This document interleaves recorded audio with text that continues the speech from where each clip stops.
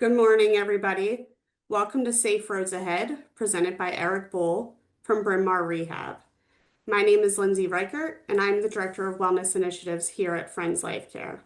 We are so happy to have you joining us today for an amazing presentation. Before we begin, I'd like to go over a few housekeeping items. On the bottom of your screen, you will notice a taskbar. On that bar, you will see the letters Q&A with two little bubbles. We encourage you to put any questions you may have in the Q&A box. Our presenter will answer questions during the end or at the end of today's session. To the far right, you can enable closed captioning with the two little C's. If you don't see that icon, click on the three dots on the far right of your taskbar that says More. That should help open up a number of options, including closed captioning. Feel free to turn on closed captioning if you would prefer. Now, without further ado, let me introduce Eric. He is a graduate of Thomas Jefferson University, where he earned his Master of Science in Occupational Therapy. Since beginning his career in 2016, Eric has been employed full-time with Bryn Mawr Rehab, where he specializes in driver rehabilitation with the Driver Rehab Program. Prior to his current role, Eric worked as an inpatient occupational therapist in stroke, brain injury, cardiac, and orthopedic recovery. Eric is a member of the Association for Driver Rehabilitation Specialists, maintains certification as a driver rehabilitation specialist, a certified driver instructor, and a certified brain injury specialist, as well as serving on the Government Relations Committee for the American Driver Rehabilitation Specialists Association. He lectures for community and graduate education programs and volunteers his time with organizations including Camp Sunshine Life Rolls On and Pennsylvania Center for Adaptive Sports, enabling participation in adapted summer camps and sports activities for individuals living with a disability. Well, Eric, you do a lot of amazing things, and I'm going to turn the presentation over to you where you can share your wealth of knowledge with us. Thank you, Lindsay, for that introduction. As Lindsay said, my name is Eric. I'll briefly not dive in too much more deeply. I think you've heard enough about me already today, but I'm going to be sharing with you about the topic of driving safety, particularly in the context of aging. I work as a driver rehabilitation specialist here for Bryn Mawr Rehab, where I and my colleagues perform driving safety evaluations. We work with novice drivers all the way up to triple-digit drivers and everybody in between. So today you've joined on for this webinar so that we can talk about together some different statistics as well as age-related risk factors that age and disease might introduce to driving and what we can do hopefully to enhance our driving safety and keep our roadways safe. So today I'll be going through a little bit of information with you, but certainly do invite your questions. As Lindsay said, please put those in the chat and I'll be sure to address those towards the end of our talk today. But to give you some statistics and some background on why we're really talking about this here today, the CDC, among others, have shown through our data collected in 2020 and more recently in 2022 that our population is aging at a much faster rate, much faster than it has been for nearly 100 years. The number of individuals, adults over the age of 65, account for a significant proportion of our society. And with that, the vast majority of them continue to drive. That's both wonderful and at times concerning because of some of the things that we're going to talk about here today. But to give you the background, we're talking about a population that's aging and a population that is generally driving more than any prior period in time. So with that, we need to be particularly mindful of age-related concerns when we're considering driving safety. With that, unfortunately, a few sobering statistics. For drivers over the age of 65, motor vehicle injuries are the leading cause for 65 to 74-year-olds, and the second leading cause of injury-related death for elders of 75 plus years old. In 2022, this is the most recent data that we have.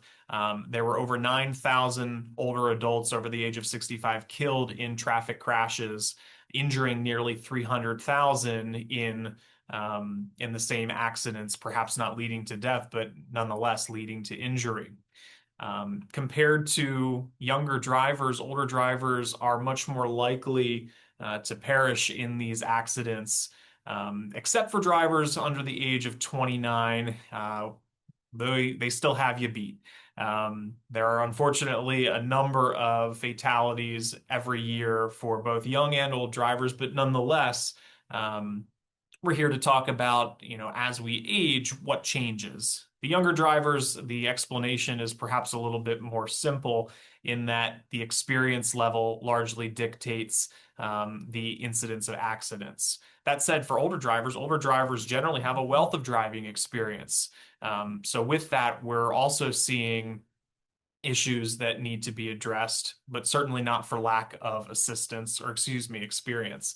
For drivers over the age of 85, again, a sobering statistic, the likelihood of fatality is 9 times higher than the rate of drivers in younger age groups. So for that, we need to consider how we can best keep our roads safe, keep our elders safe, and keep ourselves safe as we continue to drive well into later years. Now, that said, these sobering statistics presented, is that where this ends? Most of you are probably nodding your head, absolutely not.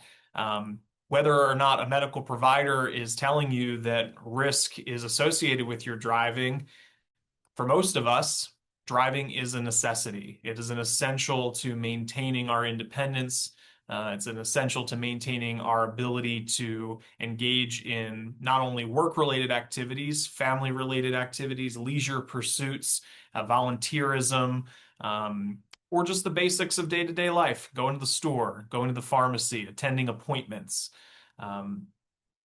So with that, we have to consider the risk and the reward of driving. Research shows that driving enables activity and engagement. Now, this is one of those kind of humorous research anecdotes. We know this. We don't need a research paper to tell us, but it is nice to see it formally in writing that this is something that we should be considering. For older adults, nearly 80% live in communities that are dependent upon transportation by vehicle due to lack of adequate public transportation, walking alternatives. And we know that the research also is showing us that for those who have to cease driving, driving cessation is highly correlated with decreased out-of-home activities. In other words, with the inability to drive, we end up staying in our homes more and more. To that end, the following shouldn't be terribly surprising: that driving is highly correlated with life satisfaction. It's correlated with increased rates of, driving cessation. The inability to drive is conversely then correlated with increased rates of social isolation and depression.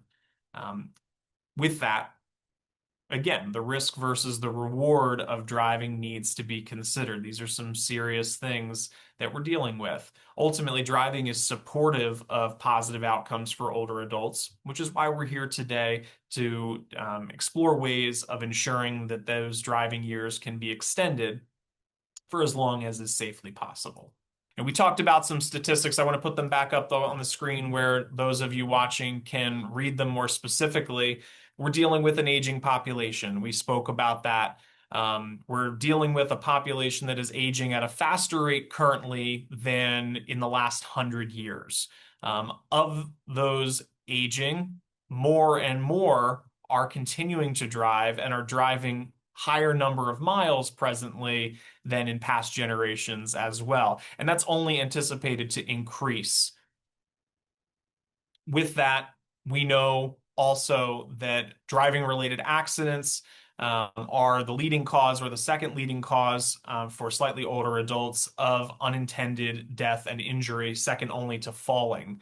Um, a grand number, unfortunately, are succumbing to these injuries, and we know that older adults are more likely to end in fatality after an accident than younger drivers, with the exception of very young drivers. We know that we can't leave the story there. Driving is important, but it's not something that comes without risk. So we have to consider both sides of the equation. The statistics are clear that driving is correlated with positive outcomes for older adults, and the lack of driving ability is ultimately detrimental to quality of life for a number of reasons. For that, we have to consider how best to move forward. What sorts of things must we consider related to age in order to better ourselves as drivers and maintain safe roads? So I want to go over now a few things. Again, for anybody who has aged at all, that's all of us. We know that life is not static. Aging is a natural part of life. We grow, we change, we age. With that, we encounter physical changes, particularly in older years, that are sometimes detrimental to our driving ability. Physical changes might include decreased strength or decreased endurance. And I should say, before I move any further forward, this list of changes is not, it should not be construed or misconstrued as an exhaustive list. Nor should it be misconstrued as a list of changes that every single individual experiences, though commonly those listed here are common changes experienced by those who age. So again, decreased strength and endurance. This may influence our driving ability as well as decreased or reduced flexibility, range of motion, the ability to move our bodies in the way that we wish to. With diminished reflexes and reduced reaction speed, similarly, we may not be able to respond as quickly. And with that, our mobility may start to decline. The speed that we walk, the ability to stand and move and even walk in some cases can change. With medical changes, with disease, we often are prescribed medications to adjust for some of these things. And the research is clear that older adults are at a higher risk generally of what's called polypharmacy or multiple medications prescribed at once. Though prescribed all for good reasons, these medications can at times influence each other and ultimately our actions. So the implications here on driving, there we go, pardon me, to some of these physical changes include perhaps if our strength or our range of motion are reduced, we may experience difficulty operating the primary or the secondary vehicle controls. Primary controls include steering, gas and brake, ultimately the controls that make the car go.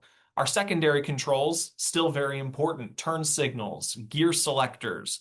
Without being able to operate these smaller controls, the car, one, may not be able to move out of its position. But two, as we're interacting with other traffic, we may not be able to quickly enough or efficiently enough operate those secondary controls to communicate with other drivers.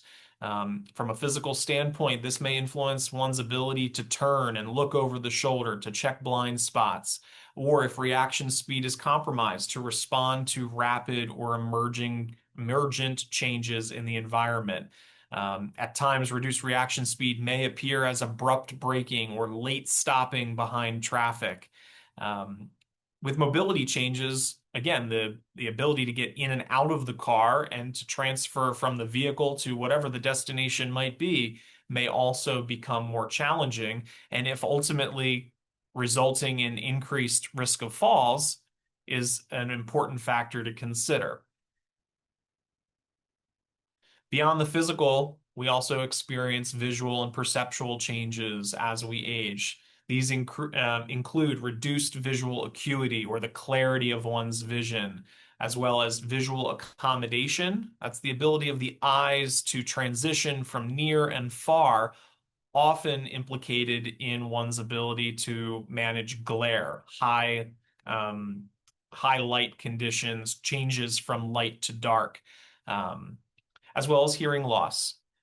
Cognitive changes that might be experienced as a part of typical aging, as opposed to more of a disease process. We'll get to some of those things here shortly, but typical cognitive change may include decreased cognitive flexibility. In a way, this would suggest or be akin to difficulty transitioning from one topic to another or one activity to another. That abrupt change might become a little bit more challenging. We may have to think longer or harder about certain subjects. Um, and with that, there may be some mild memory changes. Now, each of these things similarly have implications on driving. If we are having a hard time with reduced visual acuity, seeing road signs, reading them, or perceiving lane markings may become challenging. Um, Glare insensitivity or glare recovery issues may cause us to have issues adjusting to abrupt changes in ambient or focal lighting. Examples would include driving through a tunnel where things are relatively dark and emerging out the other side where the sun is shining brightly. Or perhaps driving at night where the ambient lighting is generally dark, but then having the bright headlights, particularly of modern LED headlights, shown right towards you, may result in, again, difficulty recovering from that abrupt change. With hearing loss, while hearing is not a prerequisite for driving, loss of hearing for somebody who has always been able to hear may also result in safety concerns when you might not otherwise be able to hear as well the ambient noise going on around you, the activity or the passing of a vehicle approaching, horns or sirens being more prominent examples, but much lesser than those. The typical noises of the roadway, if unable to hear them, we make a lot of decisions unconsciously or subconsciously based on that input. Hearing loss and the inability to now hear those may ultimately lead us to believe that no one is around us when someone is in fact perhaps passing nearby. With cognitive changes, particularly decreased flexibility, if we're having a harder time shifting from one thing to another, it may lead to trouble managing detour situations. Despite being in familiar surroundings, the unexpected can take us off course. And with that, it may be harder to recover. With mild memory changes, we might also start to experience some difficulty navigating, typically first in unfamiliar territory, and then gradually can affect even those environments that we're very familiar with. And when this occurs, it should be something that we very carefully respond to and consider. Now, all of that said, these are generally age-related changes that we've discussed so far. Um, but as I mentioned, with the risk of polypharmacy or taking of multiple medications, generally, as we age, the risk of incurring and acquiring chronic disease also increases. Some examples of this may be visual conditions like cataracts, macular degeneration, or retinopathy, glaucoma. I won't be going into the specifics today about how each of these conditions can affect a driver, but for anybody on the webinar today who might have direct experience with any of these, you'll know for yourselves or for your loved ones how some of these conditions have affected day-to-day life. In the same way, those effects have ramifications for driving.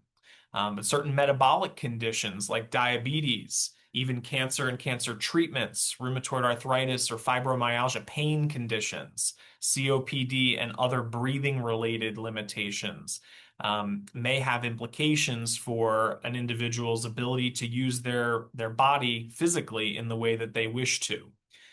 Many cardiac conditions can also influence driving. If for lack of consistent blood flow, as in the case of an arrhythmia, lightheadedness, dizziness, or even risk of syncope or loss of consciousness can become very significant risk factors, as well as orthopedic conditions like arthritis. Histories of joint replacement may cause our bodies to not move in the ways that they used to. And in some cases, we do experience limb loss or amputations related to certain conditions. All of these things ultimately have bearing and should be carefully considered when exploring driving. Beyond that, unfortunately, there are those also who experience neurological illnesses or injuries like stroke or brain injury. For some, degenerative conditions like Parkinson's, or pervasive conditions like multiple sclerosis, Guillain-Barré syndrome. All of these generally have a host of both physical and at times cognitive ramifications for driving, though there are exclusively cognitive conditions like mild cognitive impairment or dementia that certainly have more pronounced cognitive features. Um, Though not often considered with regards to driving, psychiatric or mood disorders can also impact our ability behind the wheel if not well controlled. More often than not, however, it's the medications that we take for these conditions that have the most impact on driving, as many of them are implicated in sedative um, side effects. As you can see here, and I will profess up front, as an occupational therapist, I am not a physician. I'm not here giving advice on medications, but in summary, these are a variety of different prescribed medications or medication classifications, I should say. And among them, there are some common themes of side effects. Um, Drowsiness appears here on this screen for almost all of these different types of medications. And I don't think that any of us um, would be in disagreement to say that drowsiness can be just as dangerous behind the wheel as many other things, alcohol or otherwise. Beyond the medications that we take, though, for the medical conditions that we acquire, there are other treatments, non-medical, that may also impact whether or not we're safe behind the wheel. For orthopedic conditions, for instance, physical therapy or occupational therapy may be prescribed in order to try to improve the condition, to improve the ability. As with these medications that are designed ultimately to benefit us, nonetheless, if we're working on a skill, physical or otherwise, if that skill is not currently in its best shape, there may ultimately be concern for driving safety issues. Some red flags and warning signs for those around us to recognize with respect to driving. Many of these appear or might seem at face value to be quite obvious. We see them every day. Drivers who have difficulty staying in their lane, or if not difficulty staying in their lane, they make sudden or abrupt changes out of their lane that are perhaps not signaled, not communicated, or just frankly appear erratic. Delayed responses to certain features of the road, like stop signs or traffic lights, or traffic slowing ahead of the driver. Those abrupt braking responses could be a red flag for potential underlying issues. Drivers driving both too slow and too fast, or at inappropriate speed for the conditions of the roadway. These are also concerns for which an underlying condition may actually be to blame. Now, all of us drive differently. I'm not here to critique necessarily the style of anybody's driving as an aggressive driver or a passive driver, but we've all seen it. We've all seen the driver who is driving far too quick in an environment that they should be driving much more cautiously. The speeding driver through the school zone, or conversely, the excessively slow driver in the left-hand lane of the highway. Not even the slow driver for lack of following the speed limit, but the excessively slow driver, the 30 miles per hour where they should be traveling 55. These types of things are concerns both for safety as well as the well-being directly of others around the driver, not the driver themselves necessarily. If you've been out and perhaps been the one observing these behaviors, you might consider alerting that driver to some of their behaviors by honking at them. Hopefully not, but perhaps even as the driver, perhaps you've been honked at for some of these behaviors. Now, use of a horn or hearing of a horn is not inherently the issue here, as it is a part of the vehicle that we should be able to use in an emergency situation. But if it's something that's occurring frequently, this too could be a red flag for driving safety concerns. More personally, the choices that we make behind the wheel and the decision to go out and drive at times is something that brings on a lot more anxiety, a lot more concern than perhaps it used to. This can be true of novice drivers, of middle-aged drivers, and older drivers. But in the case of what we're talking about here today, a driver who has previously been confident and now is becoming more and more anxious. This may be a sign of underlying changes, cognitively or psychiatrically, that should be considered and examined carefully, as the implications for driving and the responsiveness to the traffic around us do become of concern. Certainly, drivers who are becoming confused while driving, this should be no surprise that this is a significant risk factor and red flag, as well as drivers who perhaps are now a little quicker to anger than previously, more agitated in response to inconvenience around them, leading to poor judgment, or perhaps disproportionate responses like anger or more extremely road rage. From a mechanical perspective, other signs of unsafe driving, other red flags might include confusion about the gas and the brake pedals. Which one was it again? The one on the left or the one on the right? Um, when we hear this, particularly in driver rehabilitation evaluations, it is something that piques our interest, as driving is something that, though we don't often think about how we drive, it's something so automatic that the inability to, or the confusion of these basic controls should certainly be examined further, whether this is something that might actually be happening during a real drive. As the case may be, the risk of incurring pedal errors, of pressing the wrong pedal when you intend the other, certainly goes higher. And if you've experienced pedal errors, whether for sake of confusion or perhaps a mobility related or a sensation related change in your foot, these are things that should be very carefully considered. Um, that said, perhaps more obviously than those stated already, involvement in motor vehicle accidents, whether minor or major, should be a red flag to consider whether the driver is suffering from or experiencing changes to their abilities.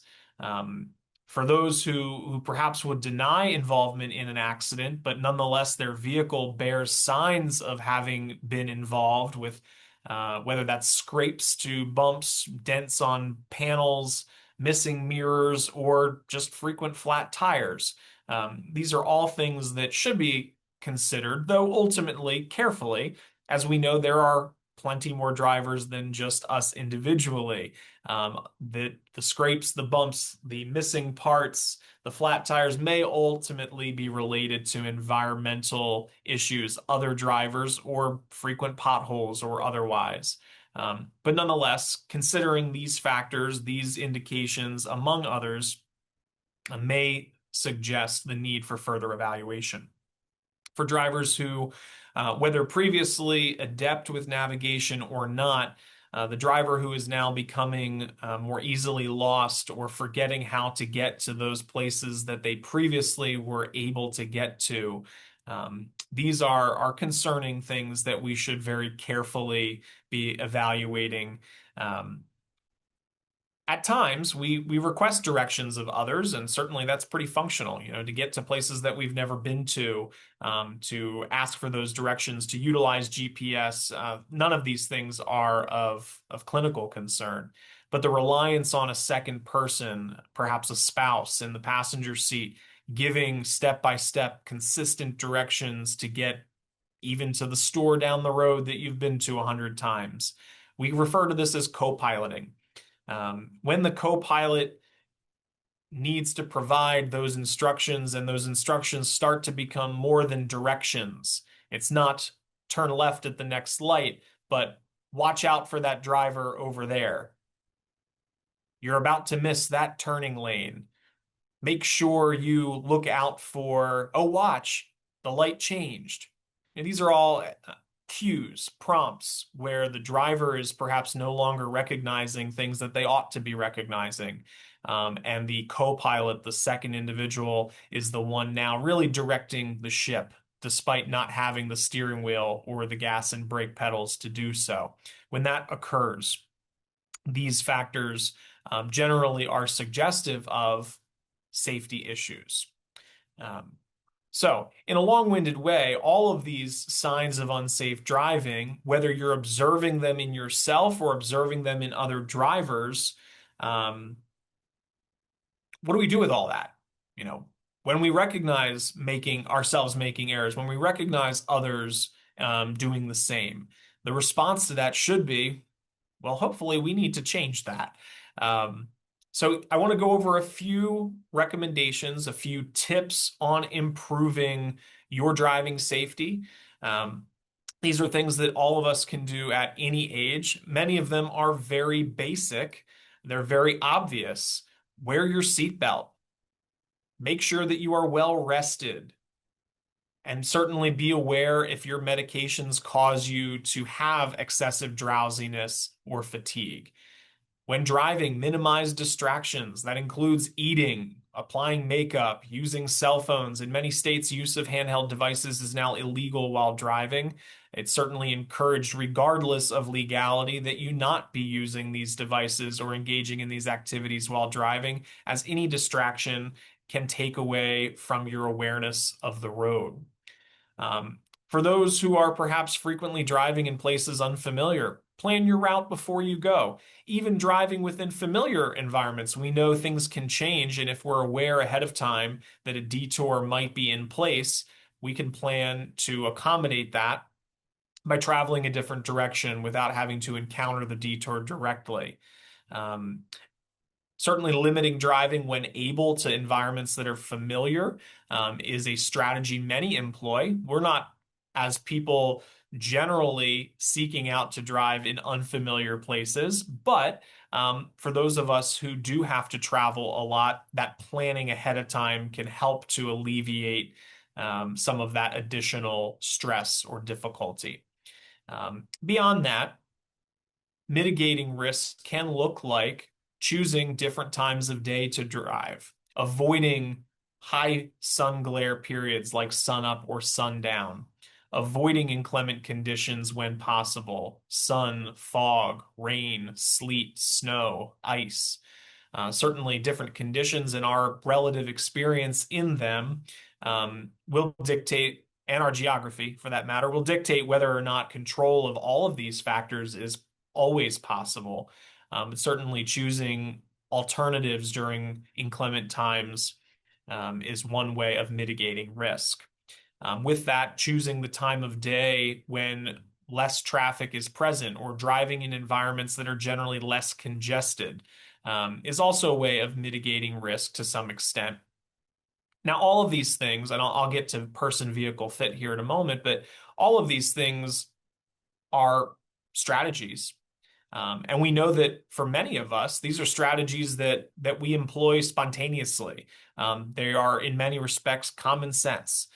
Even if common sense is less and less common, these are things that many drivers do automatically. They choose to no longer drive distances and they stay local. They choose back roads rather than highways. They only make right turns rather than left turns. That's perhaps a humorous or an extreme example. But all of these things are choices that we can make independent of a professional suggesting them. Um, and yet we know that these changes alone at times are insufficient to accommodate for some of the things that we described earlier as far as medical changes or age-related changes. To address person vehicle fit, when getting into a car, making sure that that car fits you, that that car allows you adequate seating support, adequate visibility, is an excellent first starting point when ensuring driving safety or promoting driving safety is perhaps the better way to say it. CarFit is a program some of you may have heard of, operated by the American Occupational Therapy Association, as well as others, AAA. But they run clinics, free clinics for drivers to come to have their person vehicle fit evaluated.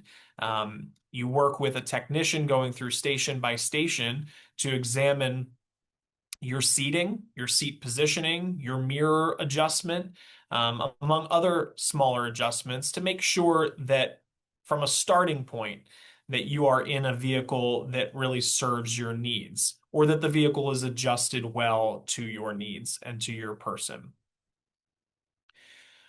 Whether gone through formal driver training or not, defensive driving is generally recommended, and some strategies that you can think of in terms of defensive driving might be or related to a formal training construct like the SIPD process. Now, whether we call it that or not, these principles are all pretty common among us in terms of driving down the road. Most of us would say that we don't just look at our steering wheel. Perhaps we don't look at our steering wheel at all. We are searching down the road at times a sight distance of 20 to 30 seconds ahead to identify relevant information about the roadway, what's coming up ahead. With that, we want to be looking specifically for potential sources of hazard. Hazards could include pedestrians, slowing traffic, vehicles entering or exiting the roadway, road debris, or others. And by identifying those things early, by searching for them first and then locating them well before getting there, we have the opportunity to then consider what do we need to do? What is likely to occur if we fail to act? Predicting the behavior of the driver who is entering the roadway ahead, or the pedestrian who's walking but not looking at the road ahead of them, perhaps using a cell phone or distracted by some other means. Considering what that will lead to will allow us then to decide on what we can do to mitigate that risk, ideally well before we get there. Now, all of this is referenced in seconds. If you're not familiar with counting seconds while driving, the calculation is very simple. Simply, the driver ahead of you passing a fixed object like a lamppost or perhaps a trash can. By the time you then get to that same object, lamppost or trash can, you should have been able to count 1 Mississippi, 2 Mississippi, 3 Mississippi, and so on. And the number of seconds that pass from the time that that driver ahead of you reaches it to the time that you reach it is what we refer to as your sight distance or your following distance when referring specifically to traffic. To identify objects 20 or 30 seconds ahead of when you get to them is perhaps an unrealistic expectation in certain environments. Even 12 to 15 seconds ahead in certain environments, like those with heavy congestion or those with winding roads where visually we cannot see very far ahead of us. We may be limited naturally to a lesser degree of sight distance. But regardless, when deciding on what to do about the things that we observe, 4 to 5 seconds ahead of time is really not a lot of time at all. 4 to 5 seconds at 50 miles an hour is maybe 100 feet. Maybe at 25 miles an hour, that stretches to 150 feet. But regardless, it's not a lot of distance to make the decision. And the earlier that we can observe to decide what we need to do, the better, ultimately allowing us then to execute. When driving in general, the phrase is you always want to leave yourself an out, a way out of the situation. In order to do that, we have to first be defensive in the way that we drive to observe and to identify what those hazards could be. Otherwise, we're simply reacting. Reacting is at times all we can do. And when that is the case, it comes back to some of those things that we talked about as risk factors. As we age, we know that reaction speed and motor speed generally decreases. So if we are relying exclusively on our reaction, we are now, unfortunately, at times, perhaps up against a bigger issue than we were in younger years. For some drivers who experience medical changes, orthopedic changes specifically, though not exclusively, there are additionally some modifications that may be indicated to help a driver extend their driving years. I work a lot in the world of adaptive driving. Some examples to adaptive driving include changes to primary controls. I mentioned before, primary controls are those that move the vehicle, your steering wheel, your gas and brake. In the case of somebody with advancing arthritis, inability to grasp the steering wheel, or weakness may ultimately make holding the steering wheel and turning the steering wheel at the rate of speed necessary more challenging. For that, we may be able to modify the steering wheel to provide some means of easier grasp, as might be the case for a spinner knob or a steering device like it. In the case of reduced strength, we may be able to consider reducing the physical effort that it takes to turn the wheel. As is the case with gas and brake pedals, if we are unable to physically reach the pedals, we may be able to extend them. But if the function in our legs is insufficient, whether due to motor function changes or sensation changes, we may need to supplement use of gas and brake altogether by considering hand controls. I mentioned also that secondary controls involve things like turn signals, gear selectors, windshield wipers, even the use of the horn. All of these important can be modified to be equipped or operated by remote controls. Now, not necessarily the variety that we use for our televisions, but as you can see here in this picture, on that steering wheel on the left is a steering device with a series of buttons on it. That steering device is equipped with secondary control switches for turn signals, headlights. For the driver who can no longer reach to get to their turn signals, but is still able to grasp and hold that spinner knob, now all of those secondary functions can be moved to a more convenient, accessible location. Some controls may simply need to be extended. Perhaps the turn signal back behind the steering wheel is a little too far away. For lack of finances or otherwise, perhaps remote secondary controls are not the right solution. In many cases, we can extend controls to increase one's accessibility to them. As mobility starts to change, access to a vehicle and entry to that vehicle may become more challenging. As pictured here, in some cases, we can modify the vehicle to a greater extent to allow easier access by way of things like transfer seats. To a lesser degree, as we age, if height becomes a concern, if we are losing height due to arthritis or spinal changes, additional cushions, supplemental cushions below or behind may be able to better position the driver in a way that allows them to still reach and to still see over the steering wheel. Other modifications or accessories like handy bars that you might have heard of in the past can provide a grab bar or a pushing surface where one previously was not. And for those who are using mobility devices like scooters or wheelchairs, transporting those devices becomes all the more important if we are intending to drive. On the market currently, and for a variety of different vehicles, not just pickup trucks like pictured here, there are pieces of equipment that can be prescribed and recommended to enable easier loading of these devices. For the driver who may have visual concerns, generally the visual accommodations that we are referencing here on this slide are not to correct for underlying visual conditions, but actually motor conditions. As is necessary for driving, we have to be able to see. And ultimately, the driver who is unable to meet state standards for vision or who has visual impairments may ultimately be unsafe.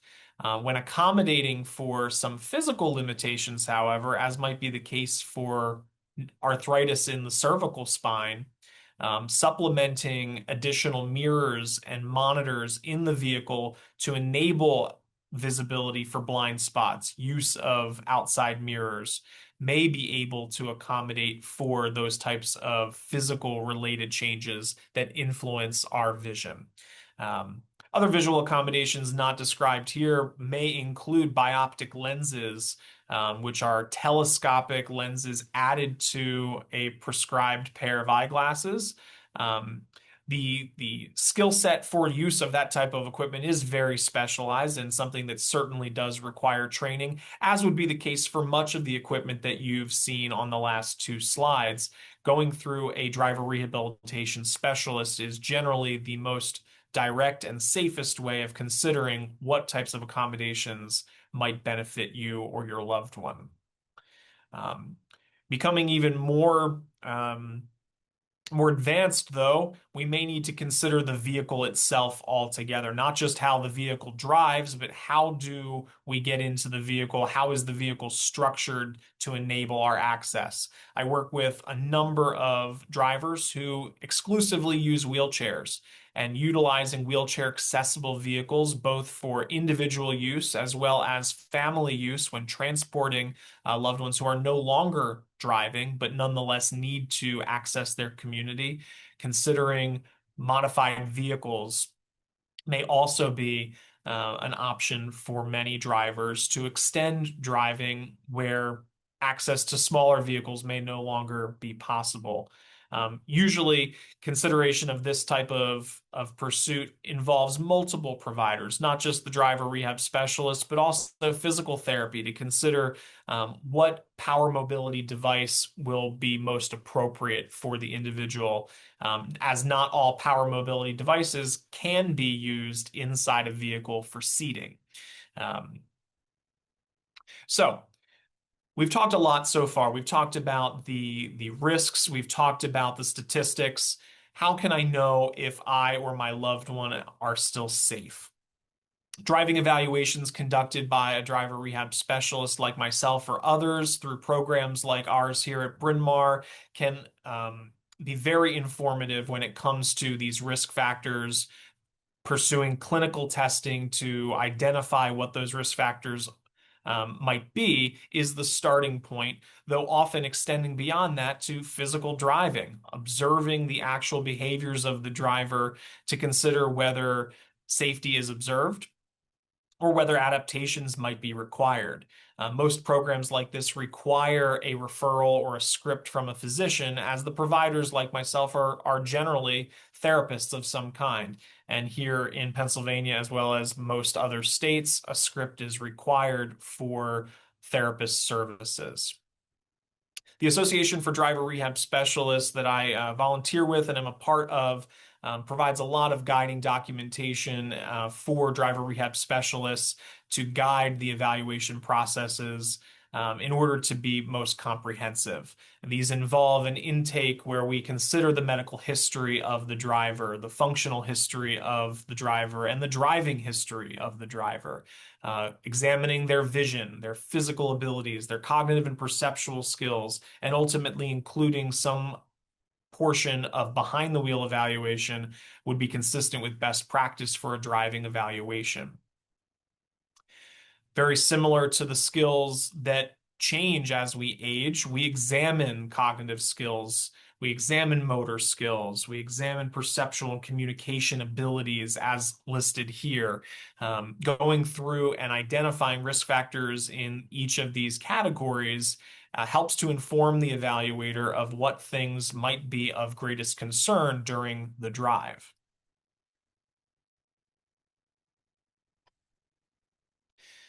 We try to consider risk factors in terms of severe, moderate, or low risk.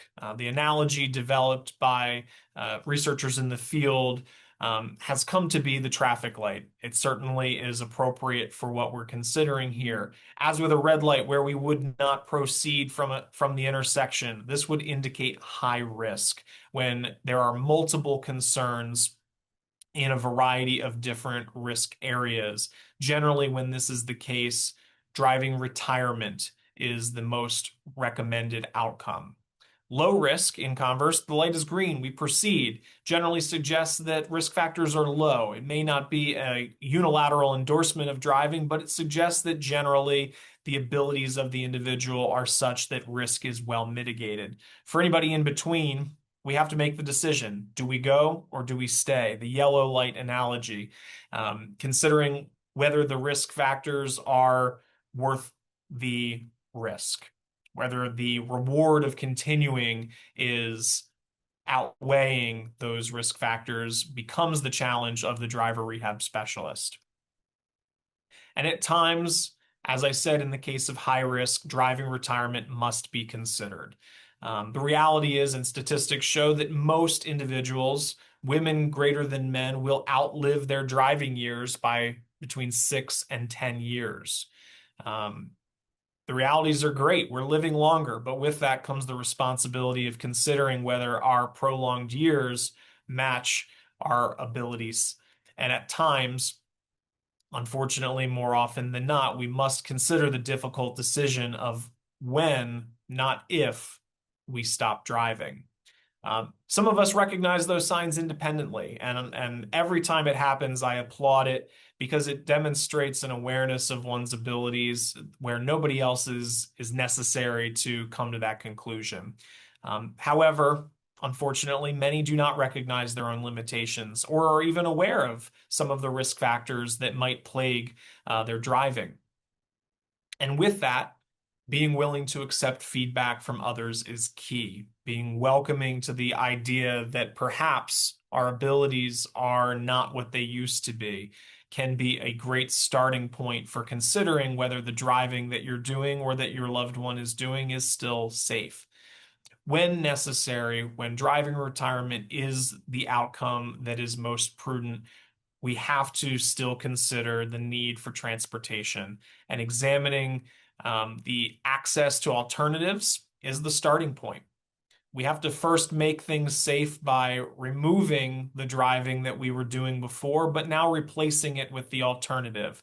Because we know, per the statistics, that driving cessation leads to higher levels of social isolation, decreased life satisfaction, increased depression, and less out-of-home activity. By replacing the transportation rather than just removing it, we are helping to fight back against those sobering statistics. And I always like to conclude and end with the following. I attribute this to my mentor, Susie Tachinsky, who operates a driver rehab program here in Pennsylvania as well. Replacing transportation to the necessities is not the end of the story. We have to remember the fun. Many of us drive not because we need to, but because we love to. And when we take for granted what that independence allows for, we're missing a huge piece of the puzzle. So in the case of driving retirement, when we must remove and stop driving and replace it with an alternative, we need to consider that those activities that bring us joy, that bring us value, are still no less important than they were before we stopped driving. And finding ways of enabling that independence for those activities is just as important. I hope today that this conversation has piqued your interest, piqued perhaps your curiosity of your own driving safety, or perhaps given you some resources to consider how you can improve your driving safety or that of those around you.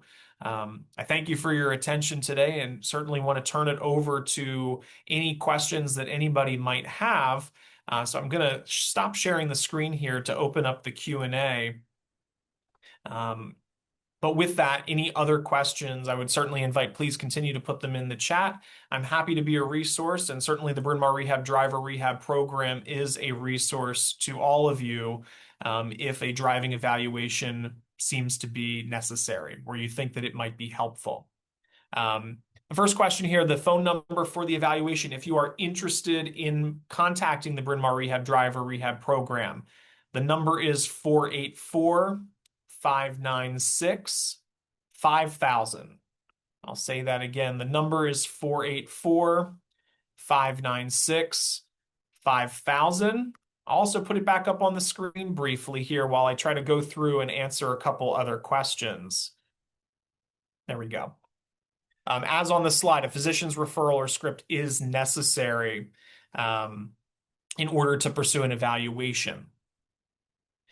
Next question in the queue here regarding advances in vehicle design, backup cameras, lane control, advanced cruise control settings, and collision warnings. I didn't mention it here today. Generally, when referencing these types of technologies, the caution here is in assuming that these technologies can make an unsafe driver a safe driver. We say frequently these technologies are excellent when employed by somebody who is otherwise safe. If we are relying on the vehicle, however, to activate its emergency braking system when we ourselves should be stopping the vehicle and anticipating what is ahead, unfortunately, I think we are putting the cart before the horse or considering the chicken before the egg in the wrong order. Again, these technologies are excellent, but they cannot be replacements for the abilities that we should otherwise be bringing to the table. They can only be supplements. Betty, thank you for your question. Thank you for your transparency in terms of changing stature. Cushions can absolutely be helpful when accommodating for decreasing height. However, some of the things that need to be considered when exploring cushioning have to be that the higher we raise ourselves in the seat, unfortunately, the further our feet and legs get from the pedals. Often changing one thing leads to the need to change others. So I would suggest cautiously that if you are concerned about access or visibility in your vehicle, that perhaps an evaluation would be helpful. Though many drivers, short of an evaluation, will obtain cushions from common vendors like Amazon or going to a local box store like Target or Costco where these might be sold, and simply putting it in the car and sitting on it, trying to see what does it change for better or for worse. I don't, for the record, endorse or support or recommend trialing these things without careful consideration or without consultation of a professional. But cushioning can absolutely be one possible resource for you or for others who might be experiencing changes in stature. To know for sure whether it's something that will help you, considering a driving evaluation would be the best recommendation that I would suggest. Again, thank you all for your questions today. Thank you for your attention. I certainly invite further questions in the future. Please feel free to reach out to our program here at Bryn Mawr Rehab if you or your loved one might benefit from an evaluation. But beyond that, I wish all of you good safety out on the roads. I hope today, short of anything else, has prompted you to consider ways that you yourself can be safer and how your loved ones might be able to be safer. So to that, I end with safe driving to all of you. Thank you, Eric. I thought this was good, insightful information. We really appreciate your time and expertise, so thank you again. Thank you to all of our members who participated today. We hope to see you at some of our upcoming events. In February, we are hosting a virtual Pilates series called Centered and Steady, where she will focus on exercise, balance, and mobility. As always, you can find our events in our bi-weekly newsletter or on our Friends Life Care webpage under Vigor if you just click for members and then scroll down and click Vigor. I hope you have a great rest of the day and stay safe out there. Thanks again, Eric. Thank you.